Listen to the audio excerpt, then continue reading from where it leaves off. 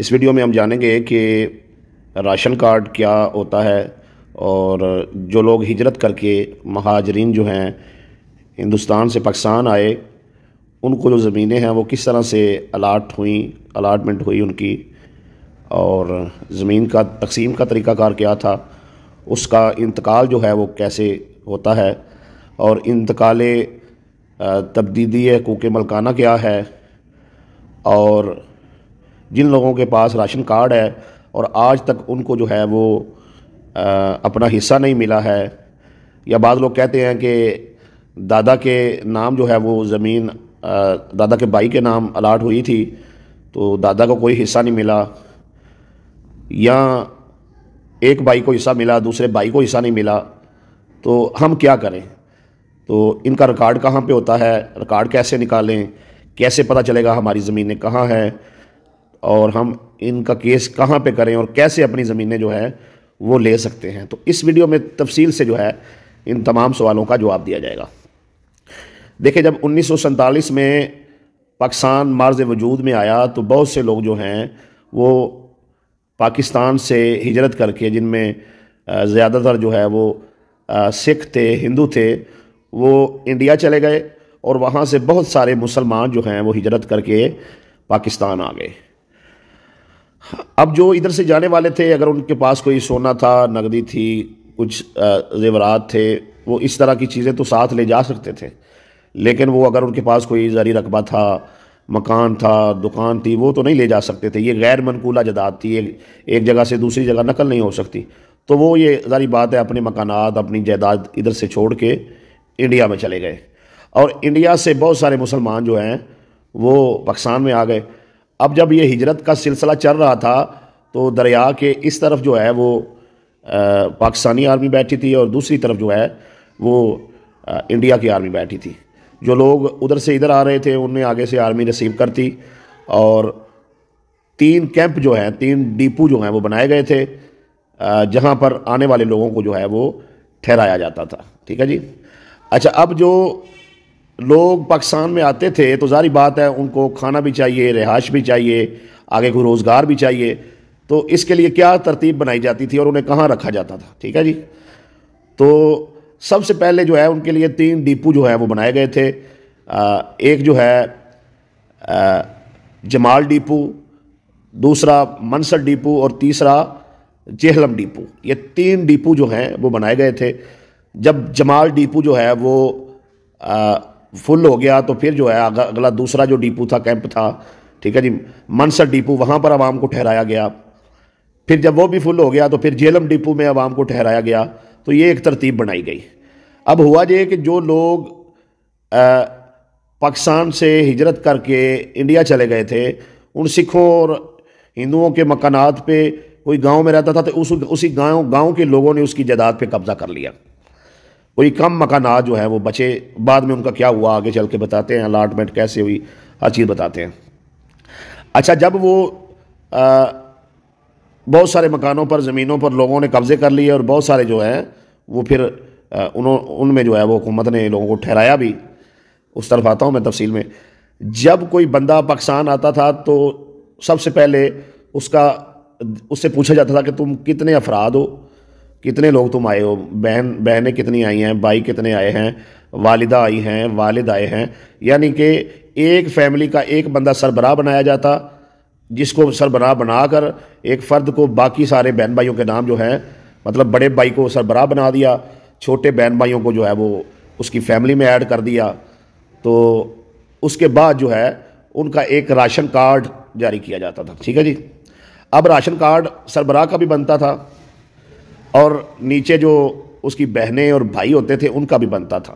Ration card دینے کا مقصد یہ تھا کہ ان کو ماہانہ وار جو ہے وہ راشن دیا جائے، تاکہ یہ لوگ زندہ رہ سکیں، کھا سکیں، پی سکیں۔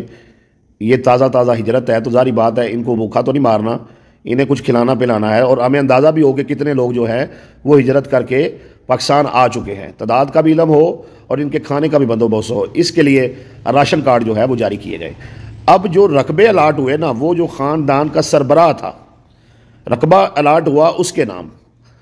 اب وہ خاندان کا جو سربراہ تھا اس کی ذمہ داری تھی کہ وہ اپنے چھوٹے بہن بھائیوں کو برابر کے حصے جو ہے وہ تقسیم کرے. یہ بھی سمجھ لیں, یہ جو الاٹمنٹ کی جگہ ہے, یہ اس کا طریقہ کار یہ نہیں ہے کہ وہ جیسے وراثتی انتقال ہوتا ہے, بہنوں کو ایک حصہ ملتا ہے, بھائی کو 2 ملتے ہیں, ایسے نہیں تھا. الاٹمنٹ کا رقبہ جو ہے وہ بہنیں ہوں یا بھائی ہوں ان میں برابر تقسیم ہوتا تھا. ٹھیک ہے جی. اچھا, اب جب بڑا بھائی کو حصہ ملا اسی کے نام رہا, اس نے چھوٹے جو ہے وہ بہن بھائی جو ہیں ان کے نام کروایا ہی نہیں. وہ الاٹمنٹ لے کر جس ضلع میں جس تحصیل میں اسے بھیجا گیا جہاں پر جو ہے وہ رقبہ الاٹ ہوا, وہاں پر جا کر اس نے اپنا الاٹمنٹ لیٹر جو ہے وہ دکھایا, اور جو پٹواری تھا اس نے, متعلقہ پٹواری نے, موضع اس حلقے کے پٹواری نے تبدیلی حقوق مالکانہ کا جو ہے انتقال جو ہے وہ کر دیا.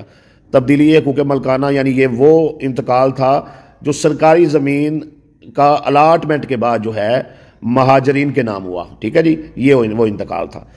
اب اس کا تقسیم کا بھی میں نے طریقہ کار آپ کو بتا دیا. اب جب وہ بڑا بھائی جس کے نام جائیداد تھی اس نے چھوٹے بھائیوں کو ویسے تو دے دی, چلے جی آپ لے لیں, لیکن الاٹمنٹ اس نے ساری اپنے نام رکھی.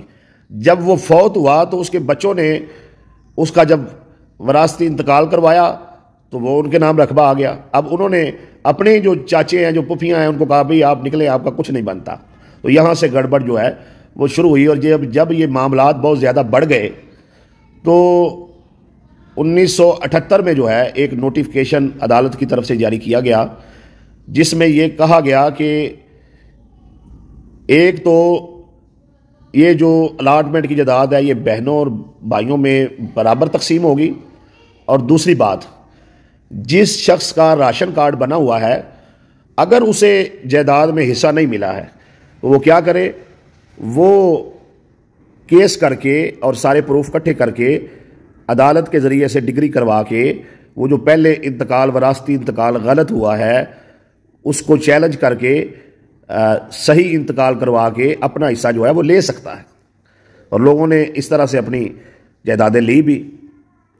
اچھا, اب سوال یہ ہے کہ یہ جو الاٹمنٹ رقبے الاٹ ہوتے تھے, راشن کارڈ کی سمجھ آ گئی, وہ راشن کے لیے تھا.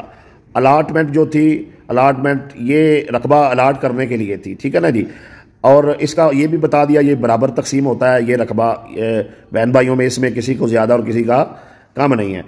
اب اگلی چیز آ جاتی ہے کہ لوگ یہ پوچھتے ہیں کہ بھئی رقبہ جو ہے وہ دادا کو الاٹ ہوا تھا, نہ ہمیں پتہ ہے وہ رقبہ کہاں ہے, نہ ہمیں پتہ ہے کہ وہ رقبہ کتنا ہے, نہ ہمیں پتہ ہے کہ اس رقبے کا ریکارڈ کہاں ہے, تو ہم کیسے تلاش کریں, کہاں جائیں. ٹھیک ہے نا جی. تو اس کے 2 طریقہ کار ہیں. نمبر 1 تو آپ کے پاس جو ہے نا راشن کارڈ ہونا چاہیے. تو راشن کارڈ پورے پنجاب کا جو ریکارڈ ہے وہ راول پنڈی صدر سٹاپ پونچھ ہاؤس اسے بولتے ہیں. ٹھیک ہے جی. وہاں پر جو ہے سارا ریکارڈ موجود ہے. آپ اپنا راشن کارڈ لے کر جائیں گے تو راشن کارڈ کے حساب سے وہ آپ کا ڈیپو دیکھیں گے, اس ڈیپو کے حساب سے وہ آپ کا الاٹمنٹ رجسٹر نکالیں گے. الاٹمنٹ رجسٹر سے وہ جو ہے وہ آپ کو ڈیٹا نکال کے دیں گے. یہ آپ سارا ریکارڈ ایک فائل بنائیں. فائل بنا کر آپ اپنے جہاں پر یہ رقبہ الاٹ ہوا ہے اس ضلع کے ڈی سی کو بھی درخواست دے سکتے ہیں اور یہ اگلا پروسیس کر سکتے ہیں. اور دوسرا طریقہ کار یہ ہے کہ آپ عدالت سے ڈگری کروا کے اس انتقال کو چیلنج کر کے بھی اپنا جو آپ کا حصہ بنتا ہے, حق بنتا ہے, وہ آپ لے سکتے ہیں. تو یہ اپنا حصہ الاٹمنٹ میں لینے کا جو ہے وہ طریقہ کار ہے. اب جو رقبہ جات جو ہیں شاملات ٹائپ تھے, اچھے شہروں میں تھے, ان پر کیا کیا حکومت نے, وہاں پر لوگوں نے جو ہجرت کر کے آئے تھے, کسی نے مکان بنا لیا, کسی نے دکان بنا لی, تو پھر ان کو آگے چل کے ٹیکس لگا اور وہ آج تک لگا ہوا ہے, وہ بھی ایک سلسلہ کار ہے. تو بہرحال یہ چند ایک چیزیں تھیں جو, اور یہ بھی آپ کو بتا دوں, آپ کے پاس کم از کم اتنا علم ہو اگر کہ آپ انڈیا میں آپ کا ضلع کیا تھا, آپ کی تحصیل کیا تھی, آپ کا موضع کیا تھا, اگر آپ کو یہ بھی پتہ ہو تو پھر بھی آپ جا کر جو ہے وہاں سے اپنا ریکارڈ جو ہے وہ چیک کر سکتے ہیں کہ آپ کا کتنا رقبہ الاٹ ہوا. جب الاٹمنٹ نکل آئے گی تو اس کے بعد جو ہے آپ اس آگے میں نے طریقہ بتا دیا ہے, اس طریقے سے اپنا حصہ جو ہے وہ لے سکتے ہیں.